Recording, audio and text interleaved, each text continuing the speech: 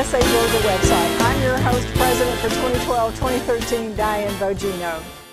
Our guest today is Ron Karr. Ron is president of the business consulting firm Karr Associates, Inc., a company that specializes in helping organizations and professionals generate remarkable sales and operational results with the Titan principle.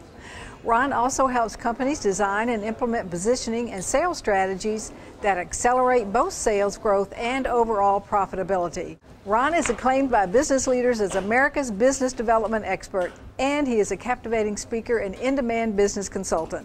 Ron is a world-renowned, high-content speaker and results-oriented consultant who communicates his profound ideas with energy, inspiration, and humor. He draws audiences worldwide into his message, inspires them with his strategies, and moves them to real action.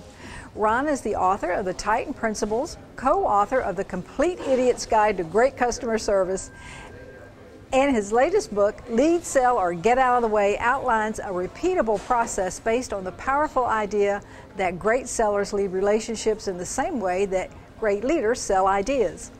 Ron's articles have appeared in numerous national magazines, and Ron is a national director and an active member of the National Speakers Association and is past president of its New York Tri-State chapter. In 1995, the New York Tri-State chapter of NSA presented Ron with the prestigious Golden Mike Award in recognition of his service and professional achievement.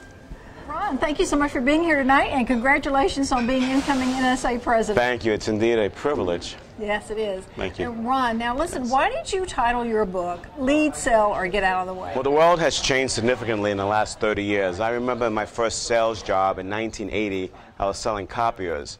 And the sales training was you had to do a demonstration of the equipment. And for 2 weeks, you practiced making sure your hand was on the right place of the equipment at the right time or you failed during the script. But today, we don't need people coming in and teaching us about features. They've already studied the features on the internet. So I always ask my audiences, how many of you want to be sold to? Raise your hands, and not one person raises their hand. But if I ask you, how many of you want help in making the right decision, all hands go up. Which says to me that people want to be led through the acquisition process, but they don't want to be sold to. So that's why we said, to sell today, you have to lead. If you do that, you'll sell, and if you don't do that, you'll be pushed out of the way.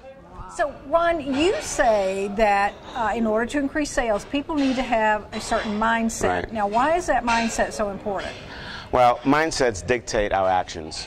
I remember, my daughter played softball, and she was on an 8-8 team, and they got into the playoffs only because they were, even in terms of wins and losses, but they really didn't deserve to be there. But they got hot in the championship.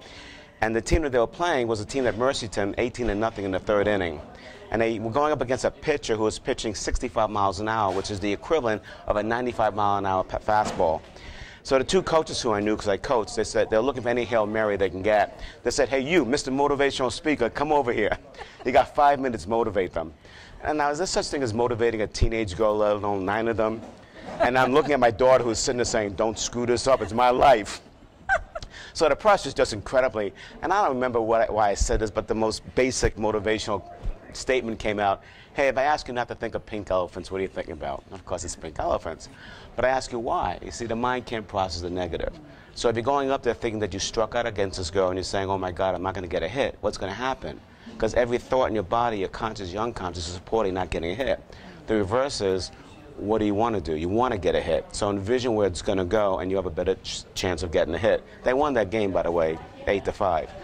So in sales, you're going into a deal. It could be a competitive situation. It could be a tough deal. How many times are people going in saying, oh, my God, I hope it doesn't beat me up in price. Oh, my God, I hope I don't lose this deal.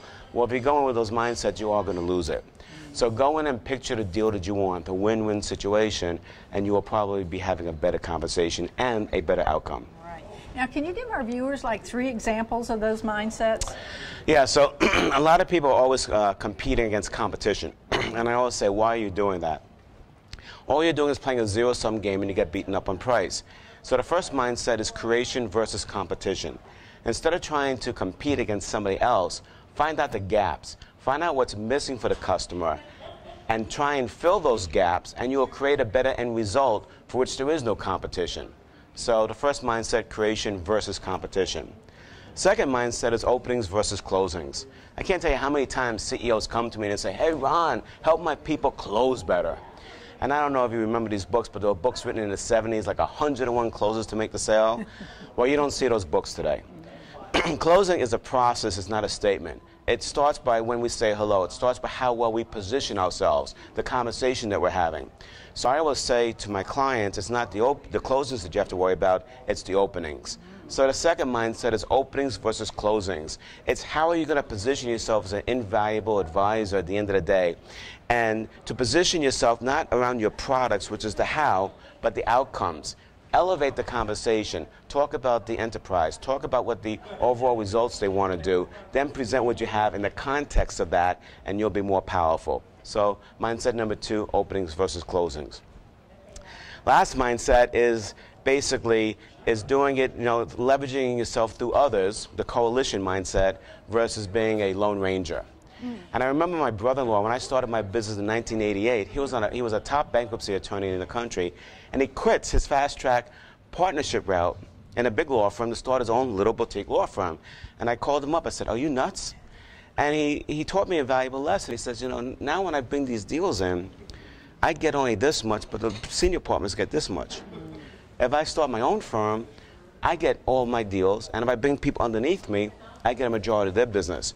The lesson he taught me was that you can make more money through others than you can just by yourself. So that's why the coalition of the mindset, just don't think about your efforts in sales. Who can you leverage? Who can you get for referrals? And how can you leverage other entities to help you get bigger deals and more deals than you would have done just on your own? All right, good lesson. So, Ron, what do you think is the one thing that both sales executives and business owners need to do or to ensure that happens on every sales or client interaction? Don't puke. Write that down. Okay. You want to elaborate on that? If I must. People puke, and puke stands for people who utter knowledge about everything. We go in and we start puking about how good we are, about how well we can do without even knowing their information. And it's self-focused versus customer-focused. And it's not pretty, it's messy. And people saying, get away from me. Let's go in and find out about the customer. Let's find out what they're talking about and what they need. Then present what you have in the context of what they need. Sales is a psychological process. If we present solutions before we build the context, there's no value. If we find out what's necessary in the outcomes and then present the solutions in terms and context of the outcomes, we're now perceived as being more valuable. So that means we have to be more customer-focused versus self-focused. Right, exactly. And what do you think people need to concentrate on in order to be successful in sales today? Well, at the end of the day, it's about purpose versus actions. A lot of people, and it's not just sales, I find it with CEOs who I coach, anybody in any position, any job, a career, we're all working hard.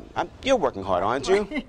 And matter of fact, we're working harder when we have all this technology. I want to beat the person up who said we're going to be working less, okay? But we're working harder. And even now with the recession, we're working even harder. And at the end of the day, we sit there and say to ourselves, what do I have to show for my efforts? Well, because a lot of work is simply just task. But we're not making sure that the task is in relation to the purpose. So what I'm advising people, always keep that purpose in your mind. Let that guide your task. You'll work less, but more importantly, you'll be working more productively. Right. Ron, you said at the beginning of this interview that the sales world has changed tremendously in the last 3 decades. But what is it about the current environment that's causing us to change our sales tactics? Well, there's been a significant shift just in the last 5 years with the recession. Before the recession, people made decisions to buy much easier. For example, my book sells $24.95. If I said to you, if your average commission was $30, and I said, Diane, you can make an extra $5 just by buying my book, maybe you would have bought it 5 years ago. Gotten in the car, went to Barnes & Noble. Today, you're not going to do it for $5, are you? No. You want a greater return on the investment. You have to be guaranteed it's going to be creating $3,000 from you. So I have to do a better job in convincing you that there's going to be a better return on the investment. And the only way to do that is not by me puking on you, but by me asking you better questions about the outcomes and then showing you how you can get there. Now, the other thing that's changed is there's greater competition for the dollars because there's less money out there. And what I mean by that is I'm not just competing against anybody else selling a book, let's say. I'm competing for all the other dollars one has to spend when their other costs are going up, like healthcare. So if an organization is trying to figure out how to pay extra healthcare costs, and then someone's trying to sell a computer system, they'll think twice and say, do I really need this system when I have to pay these healthcare costs? So it doesn't mean this person selling the computer can't sell it. It means they have to do a better job of positioning it and proving that they'll make more money from that computer system and not to worry about it while they still pay the extra healthcare costs. Right. So we have to create, through better questions, a better value proposition before we present the offer.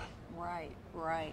So, Ron, I'd like for you to tell our viewers what your clients achieve with your strategies.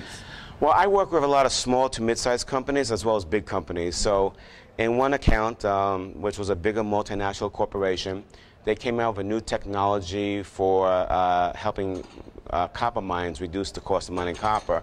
And when they came out, you know, it really saved a lot of those companies, so the sales shot up exponentially.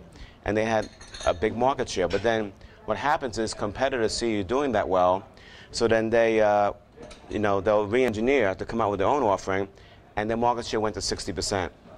And so they brought me on to help them deal with a big bid coming up for the largest consumers business, of which they only had 25%. And normally it's bid on.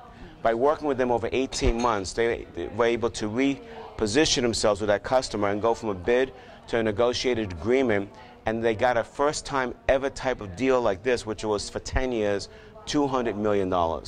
Now that's on the big end. On the smaller end, you know, after I've spoken, I had one consultant close a $70,000 deal the next day because he learned how to position himself better, and it was the biggest deal he's ever closed. I had a professional speaker who was new. He came to one of the chapters I spoke to as a president-elect, and he was leaving right after my talk to go sell a speech. Well, he didn't sell that speech that afternoon. He sold 2 speeches. So those are the kinds of results we've gotten for our clients. Wonderful. And Ron, thank you so much for my pleasure. The interview and your sound advice, and good luck this year. Thank you so much. Thank you for having me. We've been speaking with Ron Karr, president of Karr Associates. Ron is an acclaimed business consultant, author, and speaker. Thank you for visiting the NSA Georgia website. Stay tuned because we'll be bringing you more of our elite speakers from NSA.